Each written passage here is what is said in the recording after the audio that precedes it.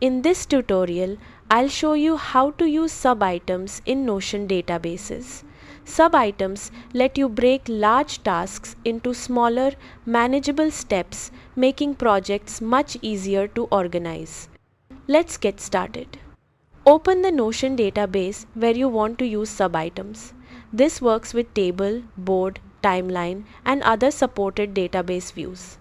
Click the three-dot menu in the top right corner of the database, then open Sub-items or Customize Database and enable the Sub-items option if it isn't already turned on. Once enabled, open any database item and click Add Sub-item or hover over an item and use the plus button to create a sub-item beneath it. Give your sub-item a name and add any details you need. Each sub-item can have its own properties, including status, assignee, priority, due date, and notes. You can update these independently while keeping everything connected to the parent task. Use sub-items to break large projects into smaller tasks, track progress more clearly, and keep your database organized without creating separate project pages.